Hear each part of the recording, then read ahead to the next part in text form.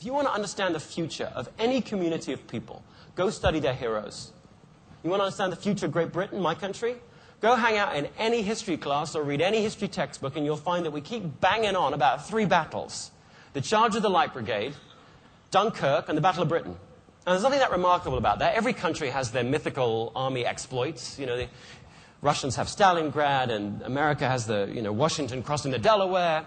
What's remarkable, though, about our 3 battles in Britain is that we didn't win any of them. We lost 2, and the third one, the Battle of Britain, could generously be declared a tie. So if we didn't win them, why do we keep talking about them all the time? Why? Because they embody the core strength that, right or wrong, we believe is the epitome of our character. We may not win, we Brits, but boy, we'll never give up. No matter how tough the fight, we, as Churchill would say, we will never surrender. We will fight them on the beaches. We are, if you like, we are the Avis of nations. We try harder.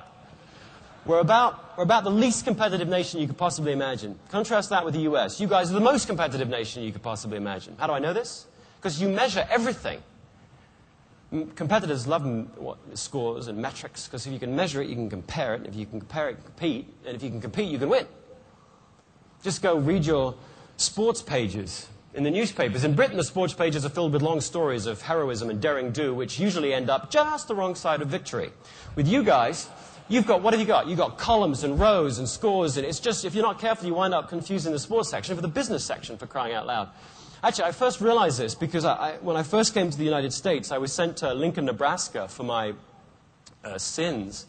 And I'm joking. Let me just start with what I think we would probably all agree on. Regardless of whatever work you do, whether it's your spiritual work, your work at life, your work at workplaces, probably all of you would agree that if you can build the kind of organizations that find, keep, employ, engage, develop the best people, I mean, if you can really do that, not just say that, but actually execute that, then you'll have built for your organization a sustainable edge. I mean, in business world, it's a sustainable competitive edge. The wonderful thing about a culture is that it's so complicated. It's made up of so many different actions and interactions between employee to employee to manager, manager to leader, that if you've really built a strong one, I mean a truly powerful one, then no one can steal it. All they can do is envy it, look over the wall and wonder what on earth it is that you're doing to get people so engaged. With that in mind, I want to share just 2 things with you this afternoon. One, I want to share with you some data that suggests that although we know it's important to engage, there's a whole nother level up here. Who knew that? Hi, everybody. Hi. I'm going to speak to you, sir, right up there.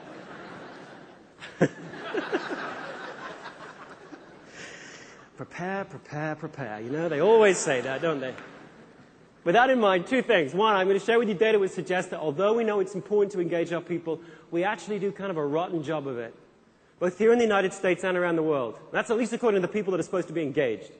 Second, and most importantly, of course, I want to offer some explanations as to what we can do differently in order to do a better job of really engaging our folks. Let's start with managing. Let's just first agree on what a manager does, by the way. What does a great manager do?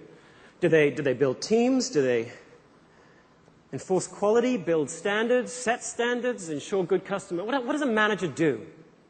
Well, from all the managers I've had the great good fortune to interview, I would distill it down to this. This is the chief responsibility of a manager. That's the job of a manager. A great manager turns one person's talent into performance.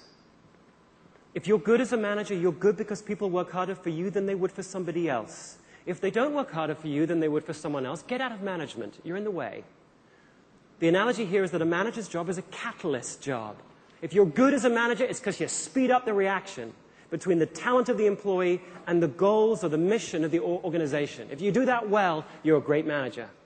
Yes, you might build good teams and you might ensure good customer service and so on, but those are outcomes. The starting point is the talent of the employee, and your thoughts, your focus is about how to set that employee up for success. What's your best day at work in the last 3 months? You want to find out someone's strengths? Ask that question. Because remember, a strength isn't just something you do well. A strength is something that strengthens you to do it again and again and again. So if you want to get obliquely, because if you just say to someone, what's your strength? I mean, it's very hard to answer. Many of us are so close to, we're like the New Yorker who no longer hears the sirens or the horns. You're so close to your own strengths, you take them for granted, don't you? So ask someone, what's your best day at work in the last 3 months? What were you doing? Why did you love it? Of course, the corollary to that, how can you repeat it? To know about a person's weaknesses, flip the question around. What was your worst day at work in the last 3 months? What were you doing? Why did it drain on you as much as it did? How can we avoid it? Because remember, a weakness isn't just something you don't do well. You may actually do some things quite well that are weaknesses. Why? Because they weaken you. They frustrate you or bore you or drain you. For triggers, try this one. What was the best manager relationship you've ever had? Or the follow-up, what made it so good? You'll learn a lot about what that manager did with the person to be able to get them to accelerate and deploy their strengths so effectively. What was the best manager relationship you ever had? How about this one? What was the best recognition you ever had? I don't know, maybe you know that answer to all the people that you work with, but if you don't, ask it. Otherwise, you might be giving out plaques to people that are endlessly out-plaqued. They had enough plaques the time you gave them the first one. What was the best recognition you had? Whatever made it so good. And in terms of style of learning, try this one. It's pretty straightforward. When in your career did you learn the most? Why? What was happening? How were you learning? Is the chief responsibility of a leader. Do they set the values? Do they define the vision? Do they ensure the integrity of the organization? What's the job of a leader? Well, from all the research that I've been a part of, I would narrow it down to this. The job of a leader is this: to rally people to a better future. To rally people to a better future. And the key two words, I suppose, in that definition are better future. If you are a leader, and many of you, I'm sure, are in this room, that's why you're here, or at one of the downlink sites, it's why you came. But if you are a leader, it's because you are deeply, deeply optimistic. You see the present and you see what could be, you see the future, and the friction between the what could be and the what is drives you on and spurs you forward. You're a deeply, deeply optimistic person. I'm not suggesting you're a naive idealist. I mean, most of the most effective executives I've talked to are willing to look at the present reality right in the eye. In stressing optimism, nor am I suggesting that every great leader has a perennially sunny disposition. Some of them are in good moods all the time, but some of them aren't. And some of them, like Winston Churchill and Abraham Lincoln, even struggle with depression. My point in emphasizing optimism is simply that no matter how bleak the present or how bleak their mood, they never let their innate optimism that things can get better become deflated and overwhelmed.